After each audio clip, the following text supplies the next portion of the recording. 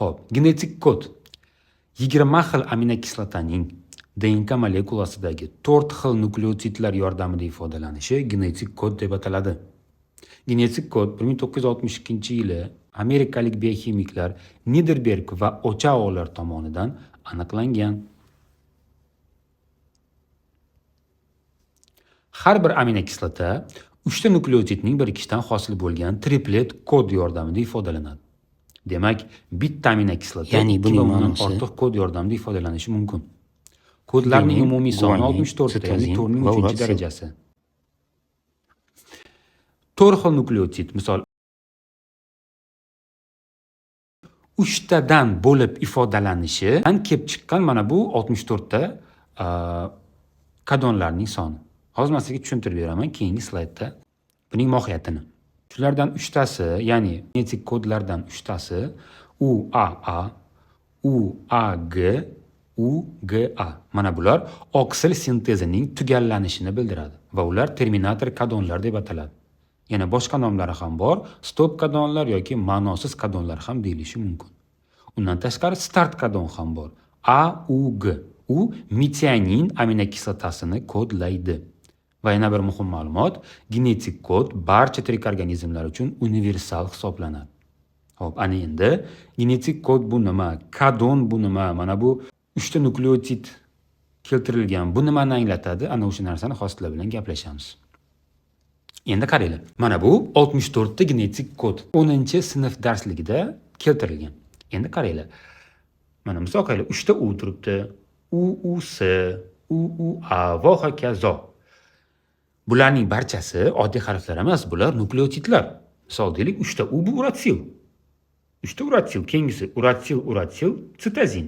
Keyingisi uratsil, adenin va hokazo. Mana qaranglar, bu yerda hozir adenin, guanin, sitozin va uratsil kabi 4 xil nukleotidlar keltirilgan. Va ana o'sha 4 xil nukleotidlarning 3 tadan bo'lib joylashishi orqali kodonlar hosil bo'ladi. Demak, kodon bu nima? Kodon bu 3 ta nukleotidning yig'indisi, bu bitta kodon deb ataladi. Yoki triplet ham deyilishi mumkin. Kodon yoki triplet. Xo'p. Endi qaranglar. RNKdagi 3 ta nukleotid bu bitta kodonni hosil qiladi. Shunda misol deylik, mana haligi aytganimdek adenin, guanin, sitozin va uratsil kabi 4 xil nukleotidlarni agar biz turli xil kombinatsiyalar qilib 3 ta qilib joylashtirib chiqadigan bo'lsak, o'shalarning soni 64 taga teng bo'ladi. Bundan oldingi slayddagi 4 ning 3-darajasi teng 64 degan ma'lumotning ma'nosi shundan iborat. Ko'ryapsizlarmi? Demak, umumiy 64 ta kodon bor ekan. Ana endi bu kodonlar ma'lum bir aminokislotalarni kodlash uchun javob beradi. Xo'p, misol uchun qaranglar. Fenilalaninni 2 ta kodon kodlashi mumkin. Litsinni 6 ta kodon kodlashi mumkin ekan. Izolitsinni 3 ta kodon, valinni 4 ta kodon va hokazo. Va shu yerda yana bitta narsaga e'tibor berib qo'yinglar. 2 ta aminokislota bor, ularni faqatgina bitta kodon kodlaydi. Ulardan birinchisi bu metianin. Mana AUG bo'ldi. Boshqa hech qaysi kodon metianinni kodlamaydi. Va undan keyingisi triptofan. Uni ham faqat bitta UGG kodonigina kodlay oladi xolos. Va bundan oldingi slayddagi mana 3 ta stop kodonimiz bor mana. Birinchisi, ikkinchisi va uchinchisi. Demak, 3 ta stop kodonlar bo'ladi. Bu stop kodonlar hech qanaqa aminokislotani kodlay olmaydi.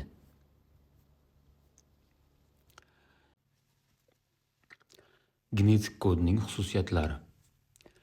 Birinchisi, har bir aminokislotani nukleotidlar tripleti kodlaydi. Ya'ni, misol deylik, mana bitta aminokislota sintezlanishi uchun informatsion RNKdagi bitta triplet, ya'ni kodon qatnashadi. 3 ta nukleotidni bitta qilib biz bitta kodon deymiz yoki triplet deyiladi.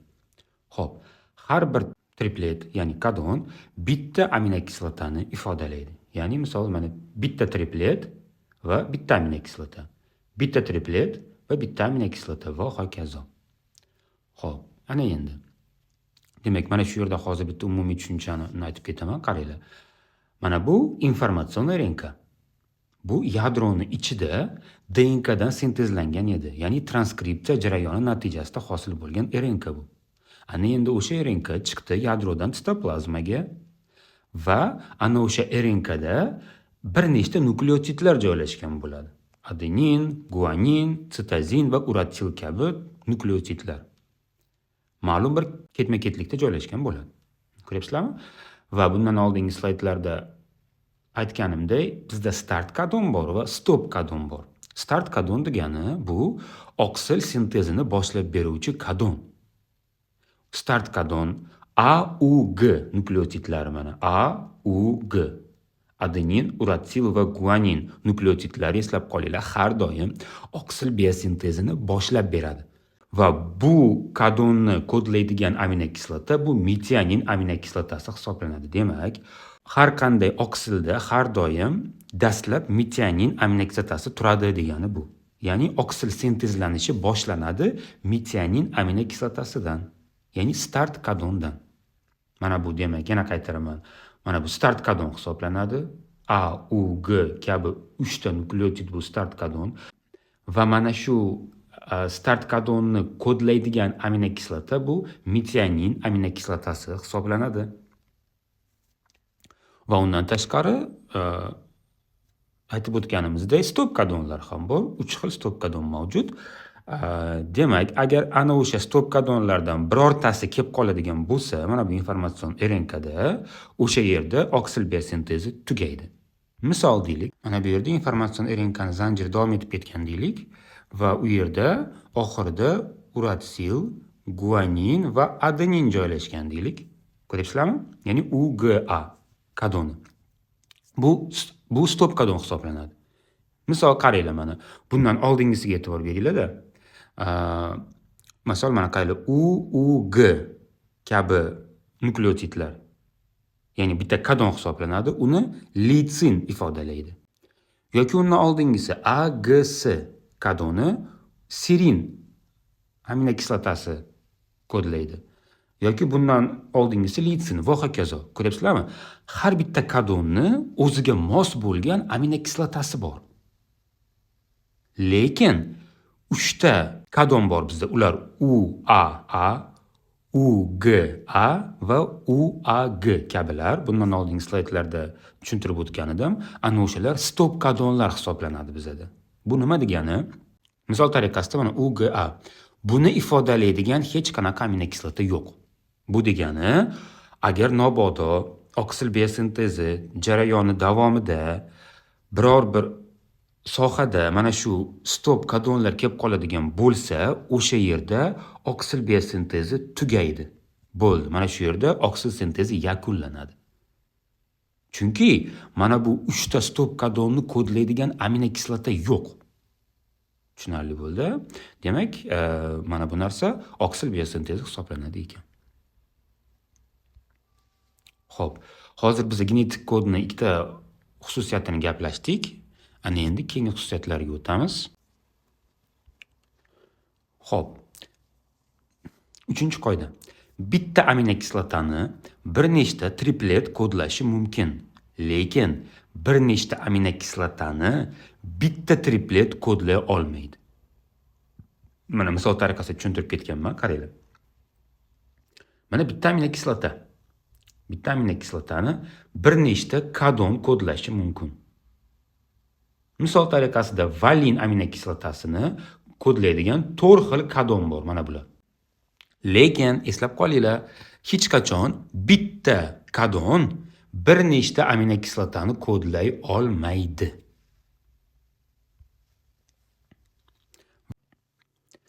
Genetik kod barcha tirik organizmlar uchun universal hisoblanadi. Misol, odam uchun ham, bakteriya, o'simlik, hayvon barchasi uchun genetik kod bir xil tarzda ifodalanadi. 5-xususiyati.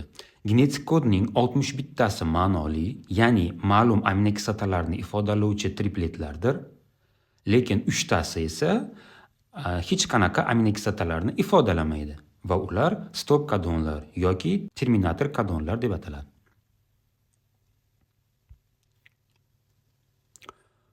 Mana bu yerda oksil biosintezining umumiy ko'rinishi ifodalangan. Mana dastlab DNKdan RNK sintezlanadi, ya'ni transkripsiya jarayoni amalga oshadi va bu RNKdan oksil sintezlanadi. Bu jarayon esa translyatsiya deb ataladi. Ya'ni umumiy qilib aytganda, oksil biosintezi o'z ichiga ikkita jarayonni oladi: transkripsiya va translyatsiya. Oksil biosintezi transkripsiya va translyatsiya bosqichlaridan iborat ekan. Transkripsiya bosqichi yadroda amalga oshadi. Bunda DNK molekulasining bir zanjiri qismiga komplementar informatsion RNK sintezlanadi. Hosil bo'lgan informatsion RNK sitoplazmaga chiqadi va ribosoma bilan birikib, translyatsiya jarayoni boshlanadi. Oksilning birlamchi strukturasi to'g'risidagi informatsion RNKda nukleotidlar ketma-ketligi ko'rinishida yozilgan axborotni aminokislotalar ketma-ketligi ko'rinishida namoyon bo'lishiga translyatsiya deyiladi. Ribosomada translyatsiya boradigan qismning kattaligi ikkita tripletga to'g'ri keladi. Ribosoma informatsion RNK bo'ylab surilib borayotgan vaqtda ribosomaning funksional markazida hamisha ikkita triplet bo'ladi. Ribosoma informatsion RNK bo'ylab tripletga o'tib turadi, lekin bir tekis o'tmasdan, balkim to'xtab qadamlab o'tadi.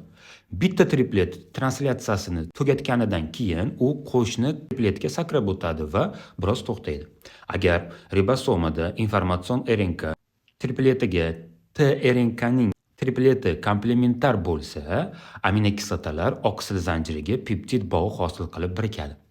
Ribosoma terminator kodonga o'tganida oksil sintezi to'xtaydi. Informatsion RNK ham ribosomalardan ajraladi. Transkripsiya va translyatsiya jarayonida bir oksilga to'g'ri keladigan DNKning kichik bir qismi gen deb ataladi. O'rtacha oksil molekulasini tuzish uchun ko'plab nukleotid zarur bo'lib, u bitta gen hisoblanadi. Mana bu rasmga e'tibor beramiz. Mana shu rasmni o'zidan hozir men sizlarga oksil biosintezini umumiy qilib tushuntirib beraman. Qaranglar.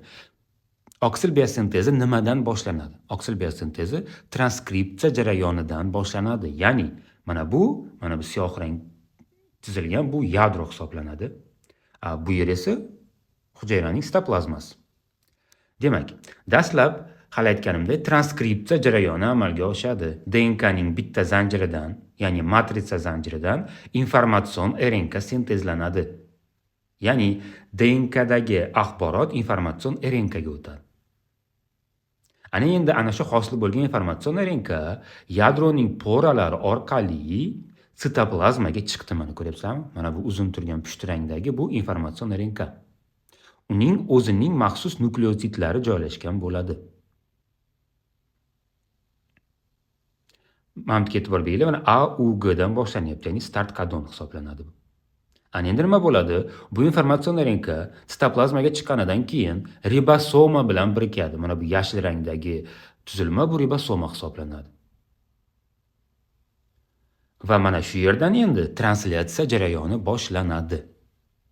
Xo'p, endi sekin birin-ketin bu yerga tRNKlar kela boshlaydi. Mana bu narsa bu tRNK. Mana bu bedabargga o'xshash tuzilma bu tRNK hisoblanadi. Endi qaranglar. tRNK ham bu RNK, ya'ni uning ham o'zining nukleotidlari bor. Demak, qaranglar nima bo'lyapti bu yerda. Mana bu yerda informatsion RNK bor edi. U ribosomaga birikib turgan holatda turibdi. Endi ana o'sha informatsion RNKga ketma-ket transport RNKlar, ya'ni tRNKlar kelib birikishni boshlaydi. Xo'p, tRNKning vazifasi nima? tRNKning vazifasi, e'tibor beringlar, o'zi bilan mana bunaqa yumaloq shakldagi tuzilmalarni olib kelyapti. Bu aminokislotalardir. Endi xulosa, tRNK o'z nomi bilan transport RNK, u tashish vazifasini bajarish kerak. Nimani tashir ekan? Aminokislotalarni tashib olib kelar ekan. Oksil biosintezi amalga oshayotgan joyga. Xo'p, endi mana shu yerda yana bitta ma'lumot. tRNKning ikkita qismi bor.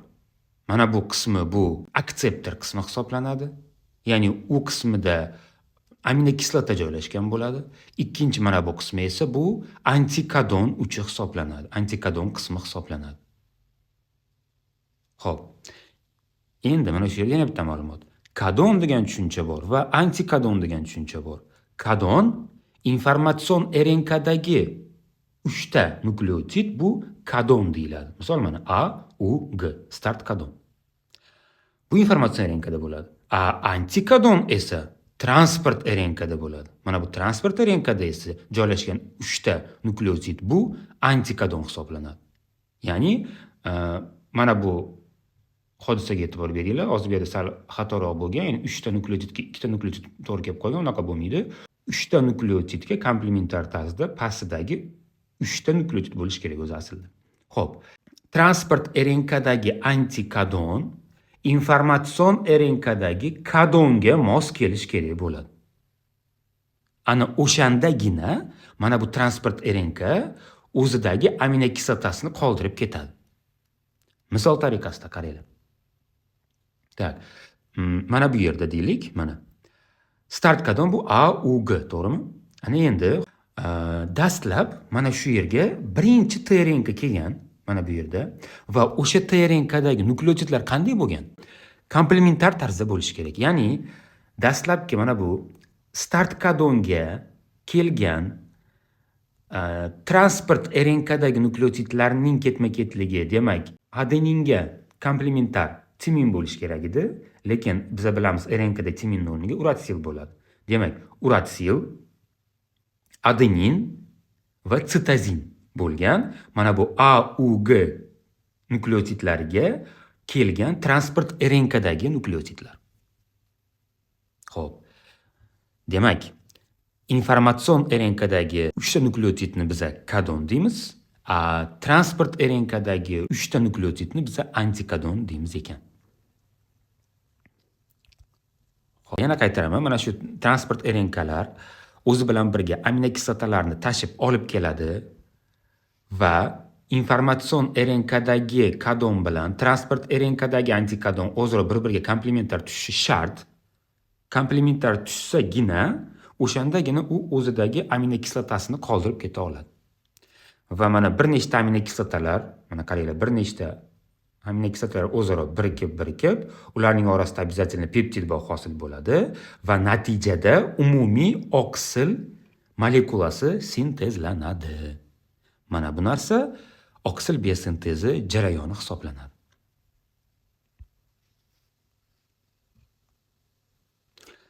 Mana bu yerda videosini ham sizlarga joylashtirib qo'yganman. Ana shu videodan ham hozir gaplashamiz. Yaxshilab e'tibor bering. Bu hujayra.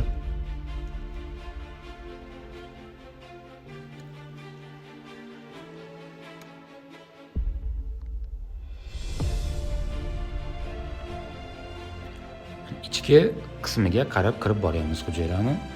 Mana bu yerda hujayra organoidlari va mana markazda yadro. Yadroning poralari orqali ichkariga kiryapmiz va bu yerda biz xromosomani ko'ryapmiz. Ko'ryapsizlarmi? Zichlashgan tuzilmalardan iborat. Va o'sha xromosomani biz kattalashtirib ko'rganimizda nimani ko'ramiz? Gistonli oksil va DNKdan iboratligini ko'ryapmiz. Mana bu DNK.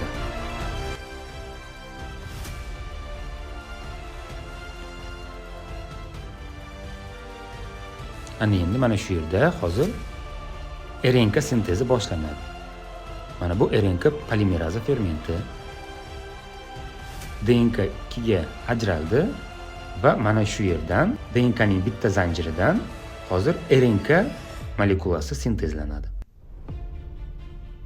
Mana ko'ryapsizlarmi?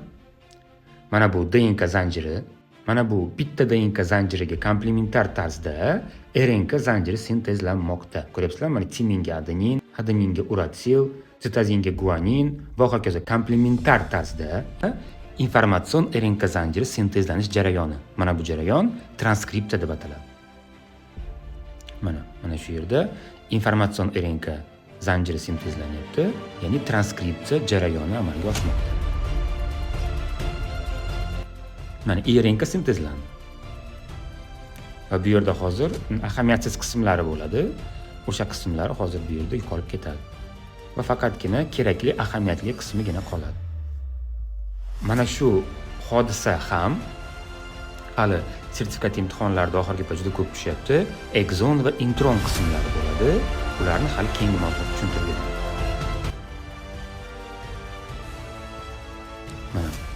RNK yadroning porasidan chiqdi sitoplazmaga va hozir ribosoma bilan birikadi. Ribosoma bilan birikdi. Mana shu yerdan endi translyatsiya jarayoni boshlanadi. Mana qaranglar, mana bu transport RNK. Ko'ryapsizlarmi?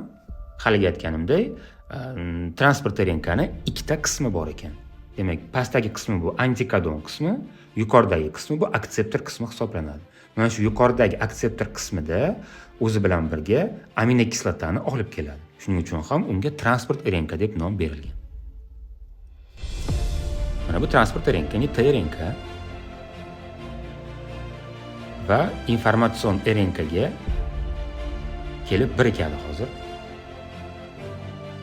Mana, ko'ryapsizlarmi? Komplementar tarzda mos kelish kerak bo'ladi.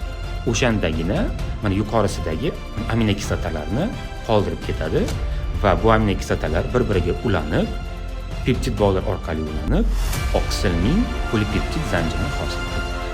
Mana bu jarayon oksil biosintezi hisoblanadi. Oksil sintezlandi va oksil biosintezi yakunlandi shu yerda.